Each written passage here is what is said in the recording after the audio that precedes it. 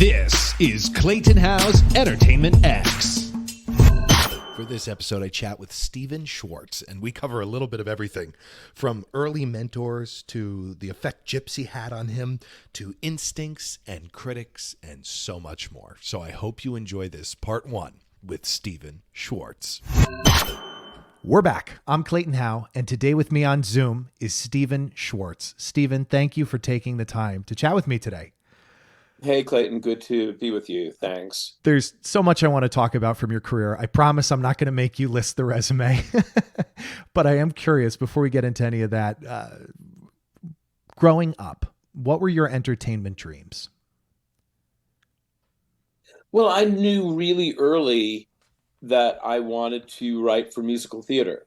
My parents were theater goers, and I grew up on Long Island, relatively proximate to New York City. I was interested in music and being a writer right from the get-go. And it turned out that my parents lived next door to somebody who was a composer. His name was George Kleinsinger. And he was actually working on a Broadway musical, which was an adaptation of a successful, what we would now call a concept album that he had done. The album was called Archie and Mehitabel, and the adaptation was called Shinbone Alley. And while it ultimately was not successful on Broadway, partly because it featured a large chorus of singing and dancing cats, and therefore seemed to have missed the appropriate timing for such a thing. Sure. Nevertheless, my parents took me to see it, and I had that sort of epiphany that many people, I think, who then fall in love with theater and want to go into that as a profession, I experienced that as well, and therefore my musical interests from that point on were geared towards musical theater. Was there a following defining moment for you when you were deciding 100% this is what you would do, or was that the moment? I think that was the moment, and then we started going to see other shows, revivals of classic musicals at City Center. I saw, South Pacific and Brigadoon and Finian's Rainbow, and I was lucky enough as a kid to see the original productions of Gypsy and My Fair Lady and West Side Story, and really great musicals. So it basically just escalated from that first experience. What did your parents teach you about work ethic? Well, they were pretty hard workers, both of them. My dad they're both retired now, of course. My dad was a businessman and started a couple of businesses, which of course requires an enormous amount of hours. My mom was a teacher. She ran the Head Start program for the Roslyn Public Schools. So, both of them were working people. I always had a pretty strong work ethic for the things that I wanted to do. Was there a thought process for you in terms of composing when you're creating something new that has never before existed, to have the confidence to do that and think, oh, I can contribute to this? Was there any doubt in those early days starting off and creating new pieces of theater? I think I have more doubt now than I did then. Okay. Because I know more. Yes. I think I really didn't know very much about how difficult this was supposed to be and how easy it was to fail. And so I was pretty confident and arrogant in the early days. And now I'm a lot more wary. Yes. No, that makes, it's the naivete. It's the not knowing. Yeah. Your ignorance was really bliss in that case. Exactly. Working over at RCA Records as a producer, I'm curious, any standout lessons from communicating with artists or best business practices? Were there any takeaways from that time in your life? Well, the major takeaway was just learning about the recording studio and how that actually worked. I sort of blundered into the job based on a couple of demo records that I had done where I just went in and played and sang. And I really didn't do any of the recording, but then suddenly I was in the A&R department and was working in the studio. So I was basically being paid to go to recording school, and I had to catch up pretty quickly. Um, I think I also learned to trust my instincts a little bit as to what I thought was good and what wasn't. There were a couple of instances where I um, tried to prevail upon RCA to sign artists that they passed on, and then they turned out to be Harry Chapin and things like that. So I came to kind of trust my judgment a little bit. Also, I sort of got into recommending what cast albums RCA might pursue. And again, they didn't listen to me very often, but I tried to get them to do Follies, for instance. Sure. So, which they didn't. Yeah, so I think I came to it. It just increased my early youthful arrogance. Yeah. That won't be the title of the episode. The gut instinct and that intuition. How have you gotten better at listening to that, staying true to yourself? I think I've learned how to do it better and how to trust it more. And I've also learned how to separate what is truly an instinct from what becomes a question of ego, of wanting to prevail with one's opinion. Sure. Just because it's one's first opinion. I think I've gotten a lot better at knowing where to really make a stand and where to be much more open to other people's points of view. And is that learned from communication, listening to how far someone else is pushing a point, or it's all internal? No, I think it's totally learned from experience, from realizing many, many times where I thought strongly I was right and then turned out not to be, or also realizing that there's not just one right answer. Yeah. That there are many solutions to a given problem in musical theater, and so it doesn't have to be my way or the highway. Yeah. That there can be more than that. There's usually a couple right answers, especially when making art. It's just which one's the best.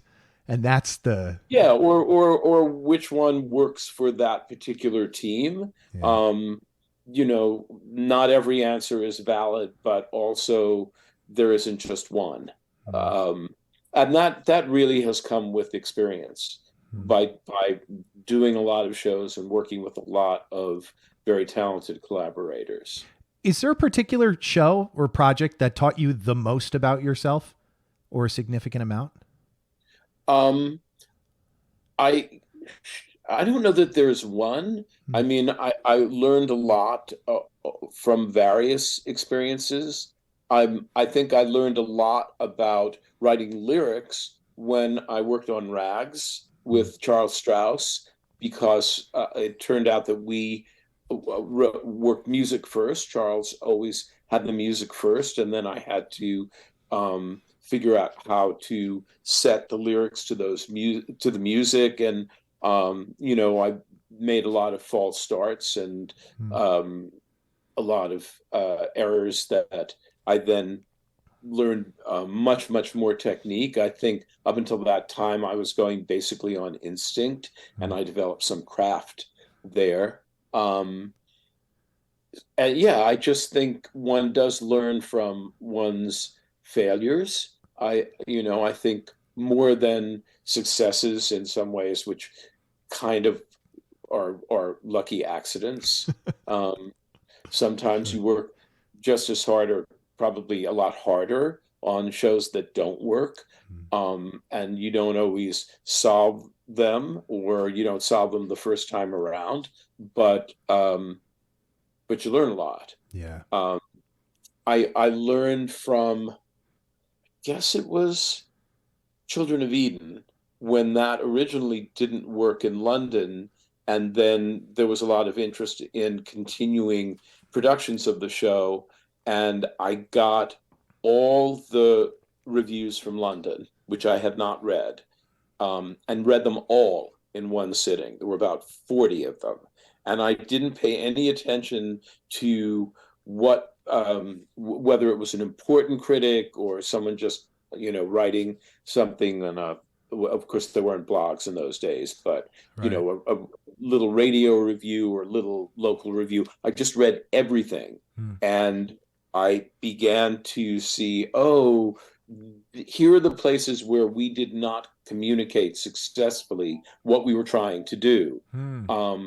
And so I learned, as one was working on something, to try and, at certain points, to check in and get a lot of opinions. And then a sort of bell curve develops, and you can discard the outliers, but there tend to be common threads where you can evaluate how successfully you're communicating what you're trying to.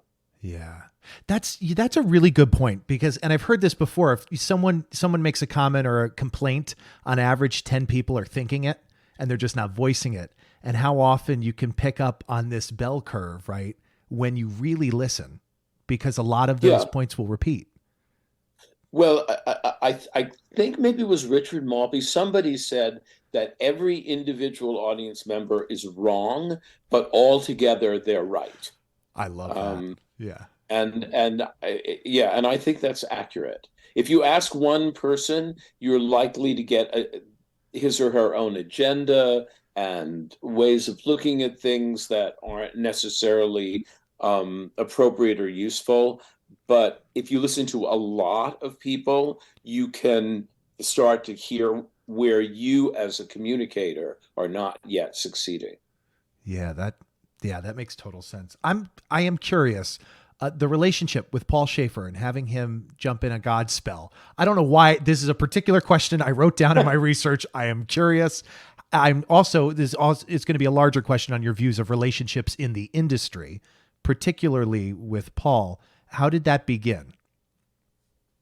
Paul came in when we were auditioning for the Toronto production of Godspell, and he accompanied a couple of people. And I think the young woman he was accompanying initially got into the show, but he was clearly such an extraordinary keyboard player. Yeah. And we hadn't hired our band yet. And so I asked him to stay and play the rest of the auditions, and then would he be interested in doing the show? And that's how it began. I also had that experience with Alex Lacamoire, who I originally met because he was playing auditions, and again was so extraordinary that I asked him to start working with me. I think I have a pretty good eye, or maybe ear, for very talented musicians. And if I spot them early on, I try to co-opt them until they get too big for me. Because it will happen. No. It does. It always happens. They always go on to grander things, but I get the use of their talent for a while anyway. You've been listening to Entertainment X, the podcast. You can follow Entertainment X on Instagram at _EntertainmentX_. If you haven't yet, go to Apple Podcasts and subscribe, rate, and review this podcast. Join Clay next week for another curiosity conversation on Entertainment X. Thank you for listening.